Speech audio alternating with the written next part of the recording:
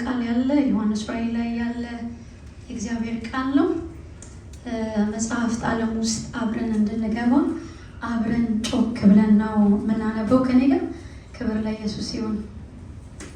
ዮሐንስ ራእይ ምዕራፍ 5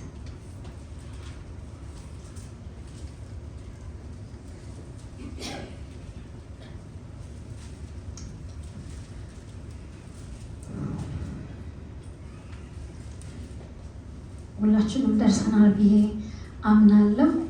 አብረን አንድ ላይ ሆነን እናነባለን። ክብር ለኢየሱስ ይሁን። ከላይ ጀምረን እናነባዋለን። በዙፋኑ ላይ የተቀመጠ በውስጥም በውጭም በኩል የተጻፈበት 7 ማኅተም የታሸገ ጥቅልል መጽሐፉን በቀኝ እጁ ይዞ አየሁ። እንደ ብርቱ መልአክ በታላቅ ድምፅ ማኅተሞችን ለመፍታት መጽሐፉን ለመክፈት የተገባ ማን ነው ብሎ ሲያውጅ አየሁ። ነገር ግን በሰማይ ሆነ በምድርም በታች መጽሐፉን ለመክፈት ወይም ለመግለጽ ልመለከት የሚችል ማንም አልነበረም። እኔም መጽሐፉን ለመክፈት ወይም ለመክፈት የተገባው ማንም ባልኖረ ጊዜ እጅግ አለቀስኩ። ከዚያም ከሽማግሌዎች አንዱ አታልቅስ፣ እነሆ ከይሁዳ ነገድ የሆነው አንበሳ የዳዊት ሥር ድል ነስቷል። እርሱም መጽሐፉን ሊከፍትና 7ቱን ማኅተም ሊፈታ ይችላል። ሃሌሉያ! እጅግ በጣም የምወደው ቃል ነው። ከዚያም በዙፋኑ ላይ በአራቱ ፍጡራን በሽማግሌዎቹ መካከል የታረደ የሚመስል በግ ቆሞ አየሁ። በጉም 7 ቀንዶች 7 ዓይኖች ነበሩት። ከእርሱም ወደ ምድር ሁሉ የተላኩ 7ቱ የእግዚአብሔር መናፍስቶች ናቸው። እርሱም መጥቶ በዙፋኑ ላይ ከተቀመጠ ቀኝ እጁን መጽሐፉን ወሰደ።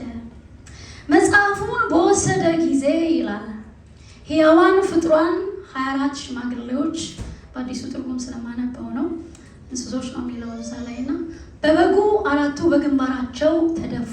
እያንዳንዳቸውም የቅዱሳንን ጸሎት የሆነን በገና ዕጣን የሞላበት የወርቅ ሙዳይ ይዘው ነበር። እንዲህም እያሉ አዲስ መዝሙር ዘመሩ። መጽሐፉን ሊወስድ ማኅተሙን ሊፈታ ይገባል፣ ምክንያቱም ታርዷልና፣ በደም ከነገድ ከቋንቋ ሁሉ ከወገን ሁሉ ከሕዝብ ሁሉ ሰዎችን ለእግዚአብሔር ዋሽቷልና። ክብር ለኢየሱስ ይሁን። እግዚአብሔር አምላክ ይባረክ። እንግዲህ ይህን መጽሐፋችን ብዙ ጊዜ የተለመደ አይነት መጽሐፍ አይደለም፣ ግን ደግሞ በጣም ጥልቅ የሆነ ክርስቶስ ኢየሱስን በተለየ መንገድ ከቆላስይስ ቀጥሎ በጣም ትልቅነቱን፣ አምላክነቱን፣ የዙፋኑን ታላቅነት በግዙፍ ሊያብራራልን የሚችል እንደውም በአዲስ ኪዳን ሞር የመላእክን አገልግሎት ጭምር የሚያሳየን በጣም ተስፋን የሚሰጥ እምነትን የሚደርብ ጉልበትን የሚያጸና ተስፋ እንዳለው ሰው ለመኖር አቅም የሚሰጠን እጅግ በጣም የተወደደ መጽሐፍ ነው። የተጻፈበት አጻጻፍ አየው በሚል ልብን ቢያስደነግጥም ጊዜውን ቢያስፈራም ግን ደግሞ ተስፋ እንዳላቸው ሰዎች ሩቅ ዘመን ለመኖር በጌታ ለመታመን በመከራ ዘመን ለመጽናት ተስፋ የሚሰጥ ብቸኛ መጽሐፍ ነው። በተለይ ደግሞ አምልኮ የምትወዱ ሰዎች፣ እግዚአብሔርን ማድነቅ የምትወዱ፣ በእግዚአብሔር ታላቅነት መገረም የምትወዱ አብራርታችሁ በማትጨርሱት ልክ የዙፋኑን ታላቅነት በጣም በትልቁ የሚያሳየን የእግዚአብሔር መጽሐፍ። ለእንደነዚህ አይነት ሰዎች #ዮሐንስን መጽሐፍ በጣም የሚወደድ ደስ የሚል ያስፈራል ብለው ገልጠን እንዳናነበው አድርገውናል። ግን ታላቁን የክርስቶስ ኢየሱስን ክብር ገልጦ በጣም ያብራራልናል። ክብር ለኢየሱስ ሲሆን እዚህ ዮሐንስ ይህንን መጽሐፍ ሲጽፍ የመጽሐፍ አዋቂዎች እንደሚናገሩት በጣም በእርጅና ላይ የነበረ ኢየሱስንም ደግሞ ከቀደሙት ዓመታት በአካል የሚያውቀው የሚነካው የሚዳስሰው አብሮት ብዙ ዘመን ያሳለፈ የሚዋደዱ አይነት ወንድማማቾች ጓደኛሞች የሚመስሉ ሰው ነው ዮሐንስ። ግን ብዙ መከራ ከጠገበ በኋላ በወቅቱ የነበሩ ገዢዎች በጣም ክፉዎች የነበሩና በተለይ በሱ ዘመን ላይ ደግሞ ራሱን አምላክ አድርጎ ቤተ መቅደስ ሰርቶ ያስመልክ የነበረ የሮማውያን አገዛዝ የነበረ ስልጣን ስለነበረ በዛ መካከል የሚኖር ሰው ነው ዮሐንስ ማለት። እና ብዙ ጊዜ አየሁ ይላል። የሚያየው ደግሞ ዙፋን አየሁ ነው የሚለው። ዲስክራይብ አላደርገውም፣ እድልም አላገኘም እንዲህም ለማለት ግን ይመስላል በሚል አካሄድ ነው የሚሄደው። እና እዚህ ላይ መጽሐፉን ሲናገር የዘላለምን ማንነት እያወራ ነው። የሚያወራበት መንገድ ደግሞ ማንስ እንኳን ብርቱ የሆነ መልአክ ይለዋል። ብርቱ የሆነ ነገር እንኳን ያንን መጽሐፍ ሊወስደው ምን አላለም ይላል፣ አልቻለም።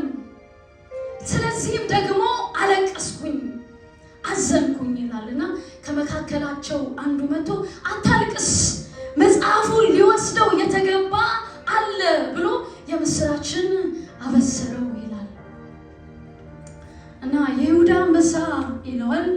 ግን መጽሐፍ ቅዱሳችንን ወደዛ ወረድ ብለን ስናየው እንደታረደ በግ ቆሞ ሆኖ አየሁት ይላል።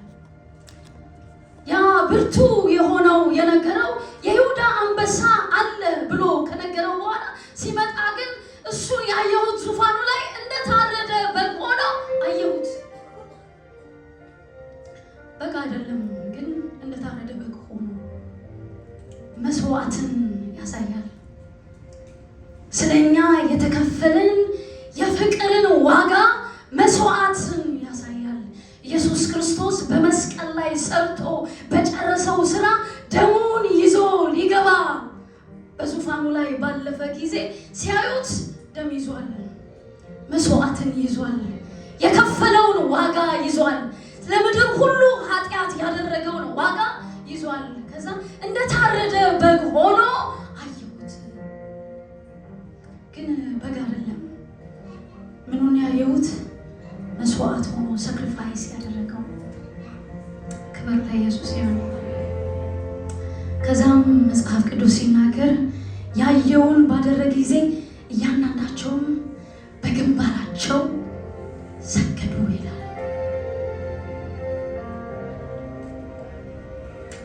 እና ፕሬዳካያኖስ በግንባራቸውም ሰገዱ።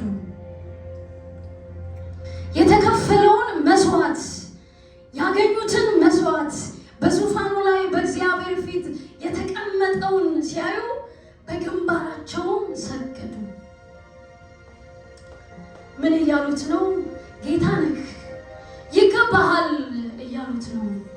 መስገድ ወይም ደግሞ ይኛው መስገድ ሳይሆን በግንባራቸው የሰገዱበት ሰሚሽንን ይገልጣል። ከእርሱ በላይ አምላክ እንደሌለ። ለዚህ ነው ፊልጵስዩስ 2 ላይ ሲናገር በሰማይም ይላል በምድርም ደግሞ ከምድርም በታች ሁሉ ኢየሱስ ክርስቶስ ጌታ እንደሆነ ምላስ ሁሉ ይመሰክራሉ ይላል። የሰራውን ስራ በጨረሰ ጊዜ በሰማይም ይላል በምድርም ከምድርም በታች። ከምድር በታች እኛ ማውቅ ምን እንዳለ ግን መጽሐፍ ሲናገር ምላስ አለ፣ ጉልበት አለ። ኢየሱስ ክርስቶስ ጌታ እንደሆነ የሚመሰክር ጌትነቱን የሚያውጅ አለ። በባህር አሉ፣ በተራሮች አሉ፣ አፍ አላቸው፣ ምላስ አላቸው። ጌትነቱን የሚያውጁ ምን ይሉሃል? ይገባሃልና ከነገር ከቋንቋ ሕዝብን ሁሉ ወስደሃል። መስዋዕት ሆነ በሰማይ ታይተሃል። ለዚህ ነው በሰማይ ሲያገኙ እንደታረደ በግ ሆነው አየሁት። ከዛ በግንባራቸው ሰገዱ። ሌላ ጌታ የለም። በግንባር ምድር ላይ መሆን ማለት ምናልባት በየቸርቾች ላይ ወይ ቤታችን ላይ የምናየው ነገር ሊሆን ይችላል። አንዱ የአምልኮ አይነት ፈርም ነው። በግንባር መደፋት ማለት ሰሚሽን። ለዚህ ነው ዳዊት የመጀመሪያ ልጁን እግዚአብሔር እንደሞተ በቀሰበው ጊዜ በፊት በግንባሩ ተደፋ። አንተ ለዋላዊ አምላክ ነህ፣ ሌላ የለም፣ በቃ ሰሚት አድርጌያለሁ፣ ላጠፋው ጥፋት እገዛለሁ ብሎ በምድር ላይ ራሱን ከግንባሩ ካርጎ እግዚአብሔርን ጸለየ። እዚህ ኖርማል አይደለም፣ ለለመድነው የምናነበው አይነት አይደለም። የማይለመድ እግዚአብሔር ነው። አለመዱትም ሲያዩት ይላል በግንባራቸው ራቴቦስ ሰማያ። እዚህ መስዋዕት አለ። ከዛ ሰሚሽን ቀጠለ፣ አምልኮ ቀጠለ። ከዛ መጽሐፍ ቅዱስ ይላል እያንዳንዳቸውም ይላል በበገና ይላል። መጀመሪያ ላይ ሙዚቃ የለም ነበር፣ ምንም ነገር አልነበረም። እየተጠባበቁት የነበረ በዙፋኑ ላይ መስዋዕት ይዞ እስኪመጣ ድረስ ነበር። መስዋዕት አለ፣ ያዙልኝ። ከዛ ደግሞ ሰሚሽን አለ፣ ጌታ እንደሆነ እሱ ገዢ እንደሆነ ሁሉ እንደሚገዛል። ከዛ እያንዳንዳቸው በበገና ይላል አምልኮ ጀመረ። የሙዚቃ መሳሪያ ማለት ነው። አምልኮ ጀመረ። ከዛም በወርቅ ያለበት የቅዱሳንን ጸሎት በእጆቻቸው ያዙ ይላል። እዚህ መስዋዕት፣ አምልኮ፣ ከዛ ጸሎት። እነዚህ ሰው ያደረጋባቸው መንገዶች ሶስቱ ናቸው ዋና። ክብርን በመካከል ለማሳደር፣ ክብርን በጉባኤ መካከል ለማሳደር፣ ክብርን በዘመን መካከል ለማሳደር፣ ክብርን በቤተ ክርስቲያን መካከል ለመግለጥ እግዚአብሔር የተጠቀመው ፕላትፎርም ይሄ ነው። መስዋዕት፣ አምልኮ፣ ጸሎት። ሶስቱ ዋና ነገር ናቸው። ከድሮ ዘመን ጀምሮ አልተቀየሩም፣ አሁንም አይቀየሩም። ምናልባት እያመለክን ላንጸልይ እንችላለን፣ እየጸለይም ላናመልክ እንችላለን። ምናልባት እያመለክንም እየጸለይንም ደግሞ መስዋዕትን ላንሰዋ እንችላለን። መጽሐፍ ቅዱስ ሲናገር በዛኛው ባለፉት ኪዳን መካከል ላይ መስዋዕት አለ። ዘሌዋውያንን ከ5 እስከ 16 እና ዕብራውያንን 9፣ 10፣ 8 ሄዳችሁ ስታነቡ መስዋዕትን በግልጽ ይናገራል። የሚደረግበት ወይ ነበረ። ያንን መስዋዕት የሚያደርጉበት የደህንነት መስዋዕት፣ የኃጢአት መስዋዕት፣ የሚቃጠል መስዋዕት፣ የእህል ቁርባን መስዋዕት የሚባለውን ያንን መስዋዕት በሶስት አይነት መንገድ ይካሄዳል። አንደኛው በመታረድ ነው። ሁለተኛው ደግሞ በመያዝና በመለቀቅ፣ ሶስተኛው ደግሞ በመቃጠል። እነዚህ መስዋዕቶች ይከናወናሉ። ይህን ሁሉ መስዋዕት ያከናወነው አንድ ብቸኛ ኢየሱስ ክርስቶስ። የሶስቱንም መንገድ አጥፎልን በሰማይ መስዋዕት ሆኖ የታየ ኢየሱስ ክርስቶስ። ሃሌሉያ። እዚህ ዮሐንስ በዚህ ምዕራፍ ላይ አየሁ የሚልበት ወይም ደግሞ በሰማይ ድንቅ የሆነን ክብር የተገለጠበት፣ ወደ ታች ስትወርዱ አዲስን ቅኔ በዝማሬያቸው መካከል እንዲሆን ያደረገ መጀመሪያ ላይ በመካከላቸው የታየ መስዋዕት አለ፣ ኢየሱስ ክርስቶስ። ከዛ አምልኮ አለ፣ ከዛ ጸሎት አለ። መጸለይ እንችላለን፣ ከአምልኮና ከመስዋዕት ውጭ ግን መሆን አንችልም። ማምለክ እንችላለን፣ አምልኮን ግን ከመስዋዕትና ከጸሎት ውጭ ማድረግ አንችልም። ማምለክ እንችላለን፣ ግን ከመስዋዕትና ከአምልኮ ውጭ መሆን አንችልም። እነዚህን ያደረግናቸው ቀን እንፎርሻለን፣ አሊያም ደግሞ እንደተጠባበቅነው ይመጣል ብለን ኤክሳይትድ ምን እንደሆን ነው መጽሐፍ እንደነገረን አባቶቻችን ባለፉበት መንገድ እንዳናልፍ፣ ይሄ ክብር የሚባለውን ነገር እንዳናይ ማለት የእግዚአብሔር መንገድ ማኒፌስት እንዳያደርግ በመካከላችን በዘመናችን እንዳይሆን ይሆናል። ሌላ መንገድ የለውም። እግዚአብሔር መንገዱን የሰጠው ይሄ ነው። በመጽሐፍ ቅዱሳችን ላይ አንድ በጣም ይህንን ራሱ የተጠቀመ የዚህኛውን ፕላትፎርም የተጠቀመ ሰው አለ። ምንን? መስዋዕትን፣ አምልኮን፣ ጸሎትን። ሃሌሉያ። ዜና 5 ላይ የሚያወጣልኝ ሰው አለ?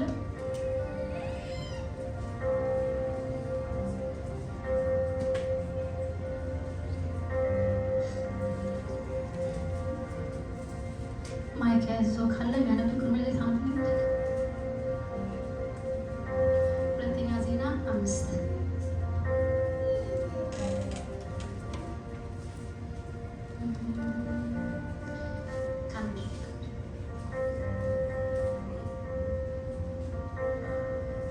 መጽሐፈ ዜና መዋዕል ካልዕ ምዕራፍ 5 ቁጥር 1 በኢየሱስ ስም አነባለሁ። እንደዚህ ይላል። እንዲሁም ሰለሞን ስለ እግዚአብሔር ቤት የሰራው ሥራ ሁሉ ተጨረሰ። አባቱም ዳዊት የቀደሰውን የብርና የወርቅ ዕቃ ሁሉ ሰለሞን አምጥቶ በእግዚአብሔር ቤት ውስጥ በነበረው ግምጃ ቤት አኖረው። በዚያን ጊዜም ሰለሞን የእግዚአብሔርን ቃል ኪዳን ታቦት ከዳዊት ከተማ ከጽዮን ያወጡ ዘንድ የእስራኤልን ሽማግሌዎችና የነገድ አለቆች ሁሉ የእስራኤልንም ልጆች አባቶች ቤቶች መሳፍንት ወደ ኢየሩሳሌም ሰበሰበ። የእስራኤልም ሰዎች ሁሉ በሰባተኛው ወር በበዓሉ ጊዜ ወደ ንጉሡ ተከማቹ። የእስራኤልም ሽማግሌዎች ሁሉ ወጡ፣ ሌዋውያንም ታቦቱን አነሱ። ታቦቱንም የመገናኛውንም ድንኳን በድንኳኑም ውስጥ የነበረውን የተቀደሰውን ዕቃ ሁሉ አመጡ። እነዚህንም ሁሉ ካህናቱና ሌዋውያኑ አመጡ። ንጉሡም ሰለሞን ከእርሱ ጋር የተሰበሰቡ የእስራኤል ማኅበር ሁሉ በታቦቱ ፊት ሆነው ከብዛት የተነሳ የማይቆጠሩትንና የማይመጠኑትን በጎችና በሬዎች ይሰዉ ነበር። ሃሌሉያ። ምን አደረገ ይላል?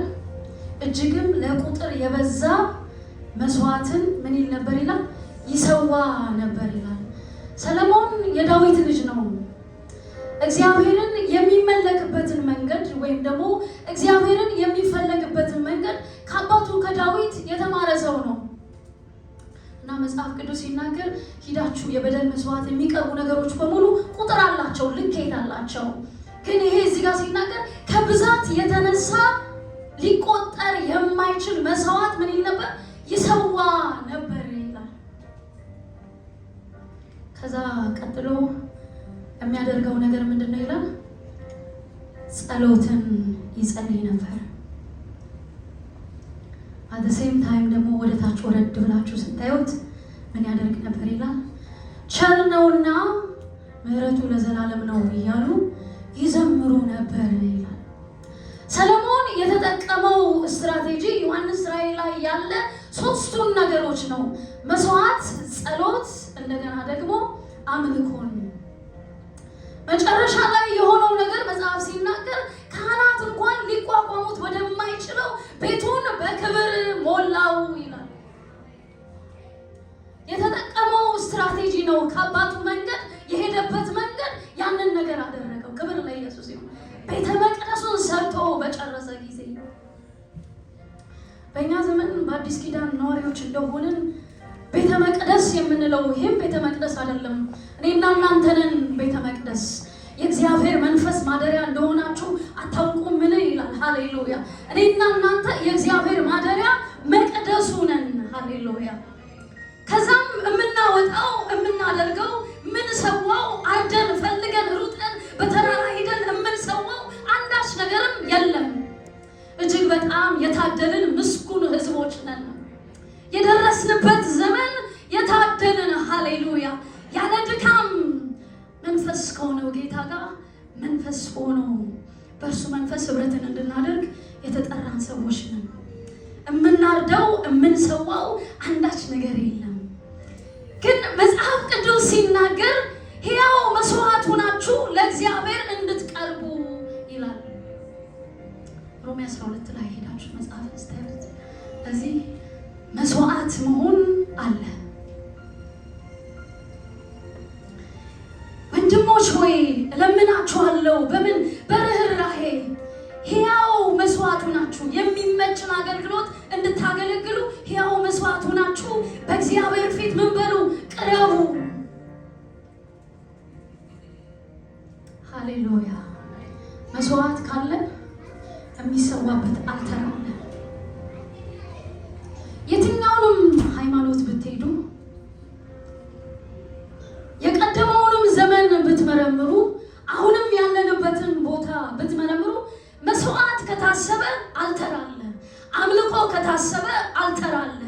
ጸሎት ከታሰበ ስቲል አልተር አለ። ሃሌሉያ። የትኛው ሃይማኖት የሃይማኖቱን ብቻ ሳይሆን በጨለማ ዓለም የሚሰራ ዊችክራፍት ሁሉ አልተር አለው። አምልኮ አላቸው፣ ጸሎት አላቸው። የኛ መጽሐፍ ቅዱሳችን እንደሚናገረን የእውነተኛ መሰዊያችን የሆነው እግዚአብሔር ብቻ የሰራው እንድናመልክበት፣ እንድንኖርበት፣ እንድናውቀው፣ እንድንጸልይበት ያስቀመጠልን ለቸርች የተሰጠ አልተር ኢየሱስ ክርስቶስ ብቻ ነው። ሌላ አልተር የለንም። ለዚህ አልተር ግን መስዋዕት ያስፈልገዋል። ምንድነው የምንሰዋው? መጽሐፍ ሲናገር ሕያውና ቅዱስ ሆናችሁ የሚመች አገልግሎት እንድታገለግሉ ሕያው መስዋዕት ሆናችሁ በእግዚአብሔር ፊት ነው። የትኛውም የኃይል መጠን መስዋዕት ያቀረባችሁትን ልክ ነው። መስዋዕት ቅድም እንዳልኳችሁ በልዩ ልዩ መንገድ ይቀርባል። የመስዋዕቱ መጠን ግን የምትቀበሉትን ኃይል ልክ ያደርገዋል። የሚመዘነው የሚተመነው በዛ ልክ ነው። ሰማይ እልል ብሎ አጨብጭቦ ከሰማይ ከምድርና ከምድር በታች ሁሉ አናውንስ ያደረገለት የከፈለው መስዋዕት ማንም ሊያደርገው አይችልም። በእውነትም ጌታ ያስብለዋል፣ በእውነትም ታላቅ ያስብለዋል። ከሁሉ የበለጠ እንደሆነ የከፈለው መስዋዕት በጣም እርግጠኛ። ለዚህ ነው የምንሰዋው መስዋዕት የምንቀበለውን ኃይል ይመስለዋል። መስዋዕታችንን የምንሰዋበት መንገድ በልዩ ልዩ መንገድ ሊሆን ይችላል። ምናልባት ጊዜያችን ሊሆን ይችላል። ምናልባት ገንዘባችን ሊሆን ይችላል። ምናልባት ቅድስናችን ሊሆን ይችላል። ምናልባት ታማኝነታችን ሊሆን ይችላል። ምናልባት በምንሄድበት የጽድቅ መንገድ ሊሆን ይችላል። እያንዳንዱ ሁሉ መስዋዕት ናቸው። ለእግዚአብሔር የምናሳየው በጣም ትንሽዬ ነገር ይመስለናል። እንኳን ቸርች ስንመጣ it's one of መስዋዕት ነው። ከቅዱሳን ጋር ፌሎሺፕ ስናደርግ የሆነ መስዋዕት ነው። ስንቀደስ ከዓለም ስንለይ የሆነ መስዋዕት ነው። አንደበቶቻችንን ከክፉ ስንከለክል የሆነ መስዋዕት ነው። በደልን ይቅር ማለት ስንችል የሆነ መስዋዕት ነው። ሳክሪፋይስ እያደረግን ነው። ለማ ለእግዚአብሔር የሚመቸው አለበዚያ ክብር አይመጣም። ሩቅ ያደረገብን በጣምም ልንጠየቀው የተፈለገው መስዋዕት ነው። ሁሉም ነገር አለን፣ ግን መስዋዕት መሆን በጣም ዋጋ ያስከፍላል። መስዋዕት ፓሽንን ይጠይቃል። መስዋዕት ኃይላችሁን ይጠይቃል። መስዋዕት ጊዜያችሁን ይጠይቃል። መስዋዕት ታማኝነታችሁን ይጠይቃል። ለዛ ነው በጣም ከባድ የሆነው።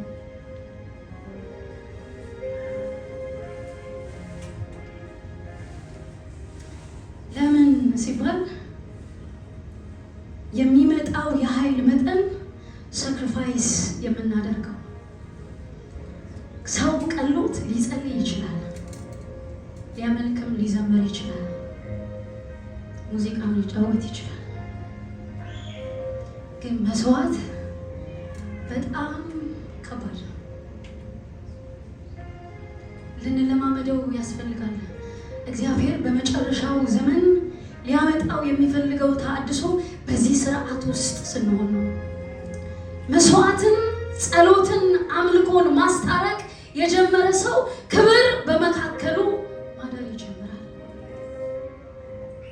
የእግዚአብሔር ክብር መገለጥ ይጨምራል። ሰለሞን ያደረገው ስራ እጅግ በሚበዛ ሊቆጠር በማይችል መስዋዕት በለካው ልክ ሰማይ አማራጭ በሌለው ምርጫ ወደ መካከላቸው መጣ። ሊቆሙ በማይችሉበት መንገድ የእግዚአብሔርን ክብር ማስተናገድ ጀመሩ። እነዚህን ያሟላናቸው ቀን፣ እነዚህን ያጣመርናቸው ቀን እየጸለይን መስዋዕት ማቅረብ እንችል። መስዋዕት የሰዋን አምልኮና ጸሎት ማድረግ ከጀመርን፣ እያመለክን መስዋዕትና ጸሎትን ማድረግ ከጀመርን በህይወታችን ላይ በጉባኤያችን ላይ ያም ብቻ አይደለም፣ በክብር በዘመናችን ላይ እግዚአብሔር አማራጭ የለውም። ሰማይ ሊታዘዘው የሚችል ሊመጣበት የሚችል መንገዱ ይሄ ነው አለ። ክብር መገለጫ መንገዶች ናቸው። የሀብቱ ሳክሪፋይስ ምናልባት ጊዜያችንን እንጠየቅ ይሆናል። ምናልባት ገንዘባችንን እንጠየቅ ይሆናል። እነዚህ ሁሉ እንደ ቀላል እንዳታዩዋቸው፣ ግን ምንድን ናቸው? መስዋዕት ናቸው። ምኑ ጋር መቼ እንደሚገለጡ አታውቁም፣ ግን ስርዓቱ ይቀጥላል። ሰለሞን ያደረገው ነገር ይሄ ነው። በሰራው ቤተ መቅደስ ላይ ቤተ መቅደስ ብቻ ሳይሆን እግዚአብሔርን ማሳደር የሚችልበትን ያንን ዋናውን ፕሮቶኮል ተከትሎ በሄደበት መንገድ ክብር በዘመናቸው መካከል ላይ አይ ቲንክ መጽሐፍ ቅዱሳችን ላይ ዳዊት ዮራም እንደገና ደግሞ ሰለሞን ናቸው በዘመናቸው መካከል የእግዚአብሔርን ክብር ያስተናገዱት። ከዛ የተነሳ ምድር በጣም ለምልማ ፍሬዋን ሰጣ፣ በረከቷን ሰጣ፣ ባለገጥነቷን ሰጣ፣ የኃይሏን ታላቅነት ሰጣ። ምድር እንድትታዘዝላቸው በዘመናቸው ላይ ኃያል ሆነው እንዲቀጥሉ ያደረጋቸው የሄዱበት መንገድ። መስዋዕትን ይችላሉ፣ ጸሎትን ማቅረብ ይችላሉ፣ አምልኮም ማምለክ ይችላሉ። ክብር ለኢየሱስ ይሁን። መጽሐፍ እዛው ዜና ላይ ሲናገር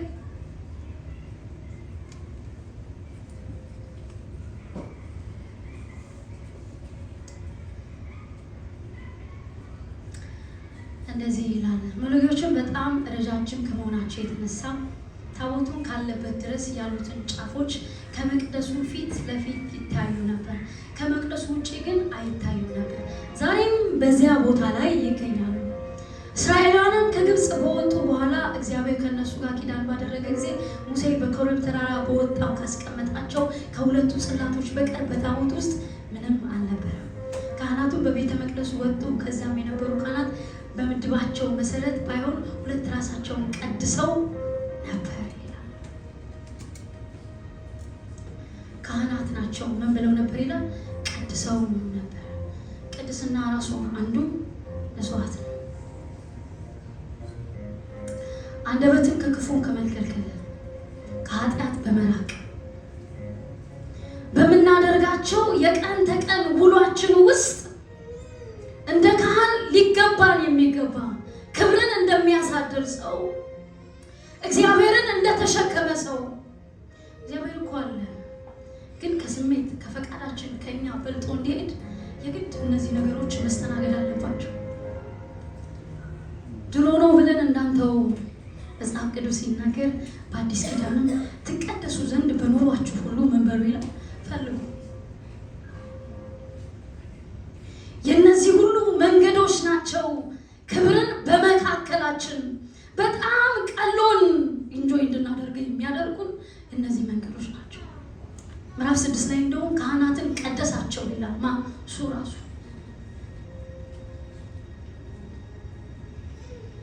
ይሄኛው አንደኛው መስዋዕት ነው። ክብር ለኢየሱስ ይሁን። የእነዚህ ሁሉ መንገዶች ተጠራቅመው በመካከላችን እንዳሰብነው ደግሞም እንደምንጠባበቀው ደግሞም እንደተናገረው እግዚአብሔር በዘመናችን መካከል ክብርን ለማሳደር በእኛ ዘመን እኮ ለማለት በእኔ ጊዜ እኮ ለማለት በእኔ ቤት እኮ ለማለት ክብርን አሳዳሪዎች እንድንሆን መስዋዕት አቅራቢዎች መሆን ይጠበቅብናል።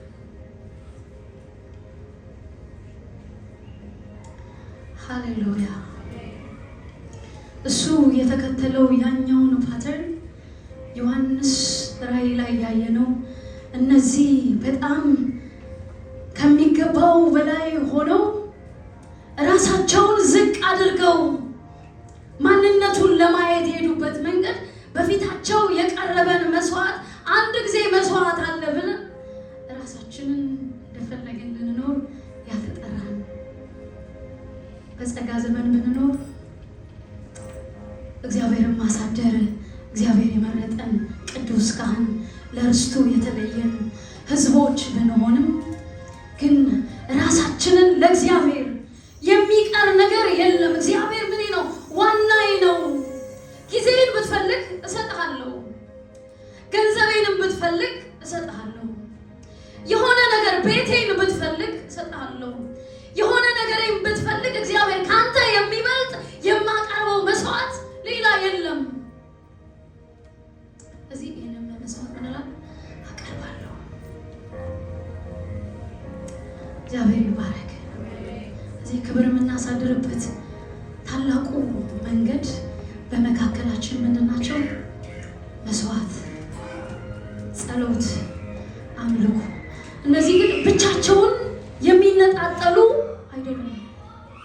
ቸርች ብቻ ስንመጣ የምናደርጋቸውም አይደሉም። ወደ ታች ሄዳችሁ መጽሐፍ ቅዱስን እዛው ዜና ላይ ስታዩ ሰለሞን ያስቀመጣቸው ሰዎች አሉ። ዳዊት አምልኮ እንዳይቋረጥ 24 ሰዓት ሙሉ እንዲቀጥል በክፍል በክፍል መርጦ ያስቀመጣቸውን ሰዎች ነው መልሶ እዚህ ላይ ያመጣቸው። ምን እንዲሉ? እንዲያመልኩ፣ እርሱ ቸር ነውና ምሕረቱ ለዘላለም ነውና እንዲሉ አምልኮ እንዳይቋረጥ አምጥተው በቤተ መቅደሱ ላይ ምን አላቸው? አስቀመጣቸው። የትም ቢሆን በየትም ቦታ ብንሆን የማይቋረጥ ወርሽፕ አለ። የትም ብንሆን ምንም ቦታ ብንሆን የማይቋረጥ ኮኔክት የምናደርገው የምንጸልይበት አልተር አለን። የትም ብንሆን የምናቀርበው መስዋዕት አለ። ክብር ለኢየሱስ ይሁን። እዚህ ለእግዚአብሔር መስዋዕት ሆናለሁ የሚላል በምትፈልገው መንገድ መስዋዕት ሆናለሁ። መስዋዕት ሲሆን ሰው የሚከፍለው ዋጋ አለ። እንዳልኳችሁ ቅድም በመታረድ በመተው በመቃጠል የመስዋዕት ስርየት ይካሄዳል። ዛሬም እነዚህ ነገሮች መልካቸውን ቀይረው ይጎበኙናል፣ ይነካኩናል። በዚህ ሁሉ ግን እግዚአብሔር በምሕረቱ ባለጠጋ የሆነ በታመንበት ልክ መስዋዕት በሆንበት ልክ የኃይላችን መጠን ይጨምራል። እውነቴን ነው የምላችሁ። ጥቂት ነገር መስዋዕት ያደረጋችሁበት እግዚአብሔር በጥፍ ይመልሰዋል። አንድ ጊዜ እኔ ቸርች መምጣት አልችልም ነበር። በጣም የማትመች አለቃ ነበረች እና ሲያልቅ ጉባኤ ሲበተን ነው የምመጣው። ለ10 ደቂቃ አልቀርም ቸርች በሚል ዜና ነው የምመጣው። ጌታ ሆይ 10 ደቂቃ እሰጥሃለሁ። ሰላም ብያቸው እንባ እየተናነቀኝ እሄዳለሁ። በቃ ለአንተ 10 ደቂቃ ነው አልኩት። ግን የሚገርመው ነገር መጽሐፍ እንደሚናገረው እንደዚሁ በጣም ጸልይ ነበር። ለ1 ዓመት ያህል ሂውጅ ካምፓኒ የሆነ ውስጥ ሲስተም ውስጥ የለውም። በፈለኩበት ታይም ሄዳለሁ፣ በፈለኩበት ሰዓት ቀራለሁ፣ በፈለኩበት ሰዓት ኦፌን ወስዳለሁ። አንድም ሰው ወዴት ነሽ እንዴት ነሽ የሚል ይዟል ነበር። ሲስተሙን ቼክ ሳደርገው ስሜ ሊስቴ ላይ የለም። እግዚአብሔር ከያው ምስክር ጋር አይተውምና አንድ አብሮኝ የሚሰራ ኮሊንግ ነው የሚያውቀው። ግን ደሞዝ ይደርስሻል ይለኛል። አዎ ደሞዝ ይደርሰኛል። ለእግዚአብሔር ጥቂት ነገር የሰጣችሁት ያቺ አለቃ ከኔ ጋር እስክትለይ ድረስ for 1 year ሲስተም ውስጥ አልነበርኩም። ሊረሳ በማይችል 9 አለቃ በላይ ላይ ነበረ። አንዱ ቢረሳ አንዱ መርሳት ይችላል። እግዚአብሔር ግን ማድረግ ይችላል። ጥቂት ለእግዚአብሔር ያሳያችሁት እግዚአብሔር በጥፍ በማስገረም ሳስበው ይደንቀኛል። እንደው አግኝቼ በጠየኳት ሁሉ ብላለሁ። እግዚአብሔር የሚሰራ ታማኝ አምላክ ነው። መስዋዕት ያደረጋችሁትን ልክ የኃይላችሁ ምንጭ የሚገኝበት በዛ መንገድ ውስጥ ነው። እግዚአብሔር ታማኝ አምላክ ስለሆነ ክብር ለኢየሱስ ይሁን። ሃሌሉያ። እዚህ ለመጨረሻ ጊዜ ደግሜ ቃል አነብና እንጸልያለን። ሃሌሉያ። መጽሐፉን ትወስድ ማኅተሙን ትፈታ ዘንድ ይገባሃል፣ ታርደሃልና በደምም ለእግዚአብሔር ከነገር ሁሉ ከቋንቋ ሁሉ ከወገን ሁሉ ከሕዝብ ሁሉ ሰዎችን ዋጅተሃል። ለአምላካችን መንግሥት ካህን የሆኑ ዘንድ አድርጋቸዋልና በምድር ምን ይላሉ ይላል ይነግሳሉ። ወደ እግዚአብሔር እጆቻችንን እንደታመነ ሰው ክብርን እንደሚፈልግ ሃሌሉያ በእኔ ቤት ክብር እንዲገለጥ በዘመኔ ክብር እንዲገለጥ